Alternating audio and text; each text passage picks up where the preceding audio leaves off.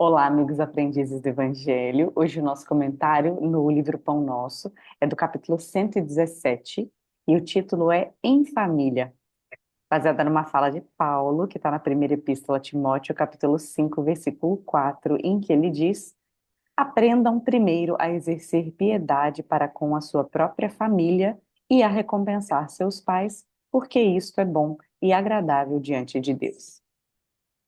É, Lindo. lindo mesmo. Paulo sempre surpreende, né? Mas esse capítulo eu peguei quando estava pesquisando, porque eu acho que tem tudo a ver com o momento que a gente está vivendo agora, né? Natal, Ano Novo, essa reunião de família, né? E esse capítulo, ele traz esta reflexão mesmo, né? A reflexão dos relacionamentos em nossa família, porque às vezes pode ser bem difíceis, né? Essas relações, né? É, e aí, o que é interessante é assim, muito, mas muito, muito dificilmente nós iremos encontrar amigos do passado nas nossas relações familiares. Isso é muito difícil, tá? Quer dizer que isso não existe? Não, pode existir, mas é difícil, né? Então, primeiro, a gente tem que pensar a respeito disso, né? E a família, ela é a nossa primeira escola, né? Ele é o nosso primeiro aprendizado nas relações que a gente tem que ter com o outro, né? É, então, Paulo, quando ele escreve essa carta, ele conta um pouco a respeito da sua própria família, né? Porque Paulo, ele tinha um amor enorme pela família dele, principalmente pelo pai. Só que quando ele faz a conversão para seguir Jesus, a família não aceitou muito, né? Até porque eles desconheciam, eles não sabiam, e eles ainda estavam vivendo naquele. Então, a gente não está aqui para julgar a atitude e o comportamento da família dele. Mas quando Paulo ele faz várias viagens e quando ele retorna na casa da família, ele descobre da morte da mãe. E a mãe ficou tão decepcionada, tão injuriada após a conversão de Paulo, que isto trouxe a ela algumas doenças, né? E aí ela acabou vindo a falecer. E então ele descobre isso quando ele retorna à casa. E o pai não nem convida Paulo para entrar, né? Ele nem convida e ele pede para que Paulo nunca mais retorne à casa deles, né? E fala para ele que ele nesse momento ele deixa de ser filho, né? Então assim, e Paulo ele nesse momento Paulo já tinha condições de aceitar esta atitude do pai. Ele já tinha a condição de passar por isso e perdoar esse pai, né? Porque não é uma coisa que é muito fácil, né? É, por que o pai tomou essa atitude? Porque ele tinha formado o filho para ser como é que chama? Doutor da lei. Para ser, e tinha lá o nome, né? Eu É, esqueci também. esqueci o nome aqui da, do, da, do, da, do que ele faria, né? Lá na questão judaica. Bom, e aí então Paulo tem piedade, né? E essa piedade que Paulo tem em relação ao pai, em relação à família, é real, né? Um significado real. E essa piedade, ela tem um significado de adoração, né? Não, de devoção. É devoção, você ter devoção aos seus pais, né? E além do respeito, é claro, né? E então é você ter fidelidade, né? Como manda os 10 mandamentos, certo? E que ele diz que a gente tem que honrar o pai e mãe. E vamos lá, né? A gente vai dizer assim: ah, mas se eu tenho um pai e uma mãe que nunca me fez nada, sempre me judiou, não me teve como filho, me maltratou, isso, aquilo outro, que a gente escuta isso, né? Lembre-se que você só está nesta vida porque eles te trouxeram. Então, só pelo fato da sua existência, você já tem, a gente já deveria honrar a este pai e esta mãe, tá? Bom, os nossos débitos do passado faz com que os laços de família tenham a sua importância de maneira magistral. Veja, e paternal, né? Então, veja só, como é que eu, a Polônia, vou perdoar o meu inimigo do passado, o cara que me matou, o cara que destroçou a minha família, o cara que me destruiu, o cara que me roubou. Enfim, vamos imaginar aí as piores coisas que pode acontecer com a gente. Como é que eu iria perdoar essa pessoa? Ou eu seria muito santa e eu não precisaria mais reencarnar, tá? Ou para que eu pudesse conviver com essa pessoa e tratá-la de forma melhor, não tem outra forma a não ser em família. Ou como irmã e irmão, como mãe e filho, como filho e pai, enfim. Então, Deus, na sua infinita misericórdia, traz a família para que a gente possa resgatar as nossas mazelas do passado. E aí, assim, a Polônia, Lívia e outras mães que estão aqui nos ouvindo, se a gente se choca com aquilo que faz com o nosso filho, né? A gente sai na frente, briga, discute, vai na luta, enfim, a gente faz qualquer coisa, né, para defender um filho. E aí, imagina só se Deus não iria fazer isso conosco. Só que a gente tem que lembrar que eu, a Polônia, sou filho, mas o meu algoz também é filho de Deus. Então, ele não pode escolher. Ele não vai poder escolher entre a Polônia e o seu algoz. Mas ele vai ter que fazer com que nós nos demos bem. Então, aí, ele propõe-nos alguma encarnação na frente para que a gente possa tratar dessas feridas. E aí a gente vem na família. Portanto, na família não é o nosso melhor momento da gente, a gente deveria, né, de chegar e falar assim, estou em família, poxa, que paz. Mas nem sempre isso ocorre, entende? Então, a gente tem que conhecer isso, saber disso, para que a gente possa tentar levar nossa vida e nossa família de uma melhor forma possível, né?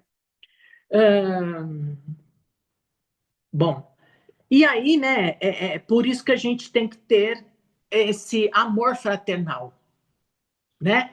E Emmanuel diz que se eu não consigo conviver com 5 pessoas da minha família, ou com 7, ou com 10 da família, como é que eu vou conseguir, vou esperar o que do mundo, né? O que eu espero do mundo se eu não consigo conviver aqui com a minha família? Então, a família, ela é o primeiro, ela é a escola, né? E porque às vezes lá fora a gente é um anjo, a gente é maravilhoso, né? A gente não tem problema nenhum, a gente se dá bem com todo mundo, a gente é calmo, tranquilo, a gente faz tudo de bom para os outros. Mas quando a gente chega em casa, e o Evangelho, inclusive, traz isto, né? Somos os tiranos, né? Então, nós precisamos agir, mas também esperar e entender o tempo de cada um. Porque às vezes o meu tempo não é o tempo do meu filho, não é o tempo do meu marido, da minha esposa, da minha filha, do meu irmão, da minha irmã. E daí sucessivamente, né? Então a gente tem que identificar as dificuldades de cada um, não para apontar as dificuldades, mas para intervir nas bases do Cristo. Então, se eu sei que, por exemplo, a minha filha, ela tem a maior dificuldade dela está na paciência, então eu sabendo disto, eu vou trabalhar isso de uma forma diferente. Ah, se eu sei que meu filho, por exemplo, tem um orgulho, eu vou trabalhar isso de uma forma diferente. E aí sucessivo, né? E a gente tem que esperar em Deus e não entrar no embate com eles. Então, a gente vai trabalhando Cristo, espera em Deus para que as coisas aconteçam e a gente não vai entrar em discussão. Mas esperar os momentos propícios para agir. Então, de repente, existe algum momento, de repente não, existe esse momento que é onde a gente pode ir lá e tirar um pouco mais do aprendizado e dizer, olha, tá vendo, esse é o caminho, entendeu? É, e a gente deve de amar essas criaturas, né? A todos eles que estão ao nosso lado. Ter a coragem, ter coragem para fazer tudo isto, para amar, para perdoar, para enfrentar e para dizer: não, eu não aceito esta condição de ficar de braço cruzado e achar que tudo, né, está ruim, e tudo aqui em casa é ruim mesmo, então eu vou fazer o quê? Não, não é isso. A gente tem que ter coragem. E não há ligações casuais. Ninguém está ligado ao acaso. Não existe isto. Então, a gente não pode desprezar este campo. É isso, Lívia, que você pode acrescentar.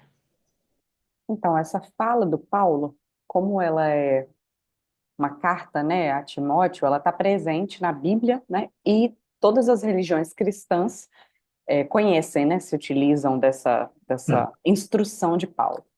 Mas quanto é desafiador compreender essa fala de Paulo sem o complemento que o Espiritismo traz das vidas sucessivas.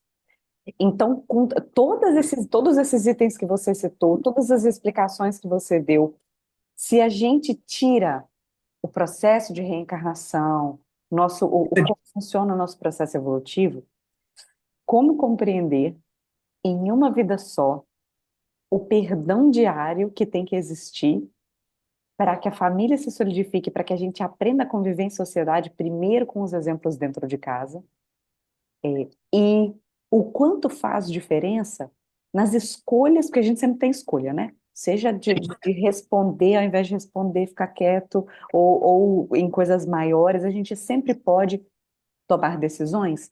É, e digo, ainda com todo o conhecimento espírita, ainda com a prática da gente vivenciando e tudo mais, ainda assim é um desafio gigantesco. É claro que existem famílias onde as coisas são mais tranquilas, na verdade, nenhuma família é mil maravilhas o tempo todo. A gente sempre tem ondas, situações difíceis de todos os tipos, desavenças e tudo mais. Em algumas famílias isso é mais crítico, e em outras famílias acontece mais assim, momentos alegres, momentos tranquilos, momentos difíceis e tudo mais. Então, todas as famílias têm desafios. Algumas famílias, a situação é tão difícil que uma pessoa acaba sendo o eixo que sustenta todos os outros. E claro que esse é o caso mais difícil, eu vou citar esse como o mais difícil, porque mesmo que a pessoa seja fiel ali nas práticas do evangelho, o Emmanuel até cita isso no capítulo, é muito comum a sensação de solidão, né? De, poxa, É, tô sozinho nessa, é, evangelho no lar vou fazer sozinho, a minha leitura vou fazer sozinho, a minha prece sou eu que faço, e isso dá um desânimo, é, que ele fala diretamente, né, para essa situação.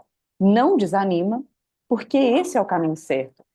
sim, Porque solidificar esse processo familiar é uma oportunidade de a gente somar no nosso, na nossa bagagem espiritual, somar coisas boas, né? Na verdade, dar leveza ao nosso processo evolutivo. É, você citou e eu vou repetir: ninguém está junto por acaso. Não É. existe o acaso. É, então, e outra coisa que você citou também, eu me lembro muito de uma palestra do Haroldo que chama Carta aos Jovens, que tem na internet, muito bom, o diálogo dele com jovens em geral, né, com juventude, em que ele fala, conta a história dele, inclusive, que ele fala da oportunidade do nascer. Então, assim, não importa o papel dos pais, não importa no sentido de criar laços de ódio, né? Sim, sim, É, sim. nunca vale a pena porque a união de duas pessoas nos permitiu encarnar. E esse conceito de estar aqui na Terra significa que nós temos a oportunidade de seguir a nossa trajetória espiritual. E aí, conforme a gente vai adquirindo conhecimento, a gente cai a ficha, a gente percebe que muitas vezes nós estamos aqui justamente para auxiliar esses outros que nos deram a oportunidade. E não só falando de pais, né? Às vezes a situação é caótica no pai, na mãe, nos irmãos, nos tios, nos agregados, e é uma situação assim, dificílima. E É, parece, né, as pessoas têm a impressão de que aquele que é o sustento, ainda por cima cai tudo em cima dele. Ainda por é, cima, toda verdade. a bagagem, o peso da família, o serviço da família, algum doente para cuidar, que parece que cai em cima dele. E não é um parece, né? É aquela situação assim, poxa, graças a Deus que tem uma pessoa para erguer aquela família. E não tenhamos dúvida, sendo esse serviço, né, à família feito com sinceridade, a compensação espiritual virá.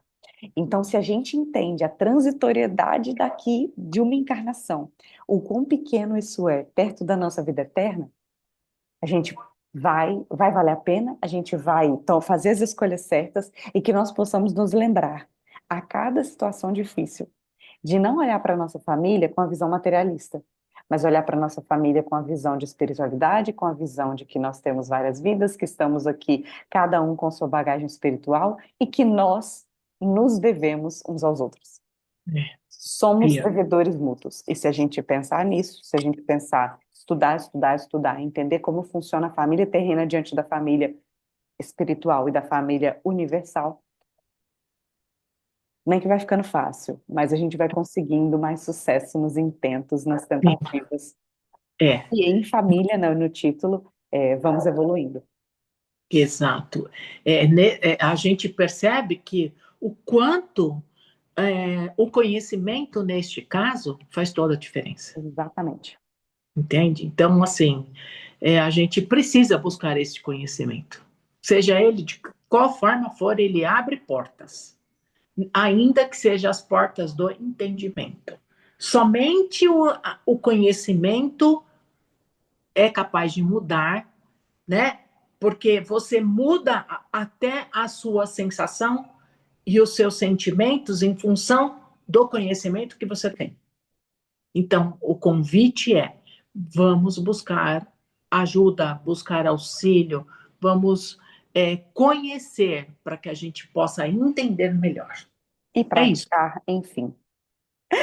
Vamos lá, então, para o nosso momento de treinar um pouquinho mais essa nossa espiritualização. Vamos fechando os nossos olhos, relaxando o nosso organismo físico, tentando sentir toda a paz que essas palavras do Emmanuel nos transmitem. Mais um lembrete, que possamos reforçar sempre esse lembrete para a prática ficar mais fácil, cada vez mais fácil. Com muitas tentativas a gente vai conseguir. Que possamos mentalizar então, já que o tema é família, o nosso lar todo iluminado, as paredes da nossa casa sendo limpas, limpas dos pensamentos negativos, que os espíritos infelizes ainda que frequentam o nosso lar possam aprender junto conosco, aprender a fraternidade, aprender essa convivência em amor, que possam passar a nos ajudar por meio desse nosso exemplo de tentamos fazer diferente, tentamos fazer melhor, que todos aqueles que convivem conosco, encarnados, possam receber essa luz em seus corações, esse despertamento, para que também, aos poucos, possam tomar boas resoluções, que se juntem a nós nessa grande batalha pela fraternidade. que possamos mentalizar essa luz se expandindo, saindo pelas janelas, envolvendo as casas vizinhas, o nosso bairro, porque aprendemos dentro do nosso próprio lar, mas vamos expandindo na convivência com os vizinhos, aprendendo a expandir essa convivência fraterna, também nos nossos ambientes de trabalho, de estudo, os nossos trajetos diários, que possamos lembrar de sorrir para aqueles com quem encontramos, porque assim a gente vai sentindo um pouquinho mais da família que se expande ao nosso redor. Que possamos sentir essa energia cobrindo nosso estado, nosso querido Brasil, tocando o coração dos governantes em nível federal, estadual, municipal, envolvendo os três poderes, para que todos aqueles que têm nas mãos o poder de tomar decisão para a população, que o possa fazer com justiça social, com sinceridade de propósitos, cada dia que eles possam melhorar um pouco mais nesse aspecto e que nós, com a nossa vibração, possamos ajudar nesse processo. Mentalizamos também os governantes dos outros países sendo iluminados, tanto os governantes quanto a população, que todos aqueles que passam por situações desafiadoras, particularmente catástrofes naturais, guerras, fome, todas as situações de miséria humana, que a nossa energia possa aliviar sofrimentos e despertar corações. Vibramos também pelos desencarnados, todos aqueles queridos do nosso coração que já se encontram na pátria espiritual, que sejam amparados, que recebam o nosso abraço, o nosso pensamento de luz, de recuperação, e que aqueles que ainda se encontram em situações desafiadoras, que possam receber ainda mais, para que tenham despertados os seus corações e mentes para mudarem de situação mental e aceitarem a ajuda da espiritualidade amiga. Que possamos vibrar principalmente por aqueles que ainda persistem no mal, para que possam, enfim, abrir seus corações e passarem para o outro lado, passarem para o exército de Jesus, que cada vez mais auxilia, auxilia, auxilia, que nós possamos fazer parte desse exército também, mesmo ainda estando encarnados, possamos nos lembrar de manter as nossas vibrações elevadas, que possamos ser instrumentos da paz do Cristo em todos os momentos do nosso dia. E assim deixamos as vibrações finais para que a espiritualidade amiga utilize onde for mais conveniente e que possamos seguir com essa paz que agora que desfrutamos durante toda a semana. Que assim seja, graças a Deus. Graças a Um Deus. abraço a todos e até a próxima semana. Até a próxima. Feliz Ano Novo. Feliz Ano Novo.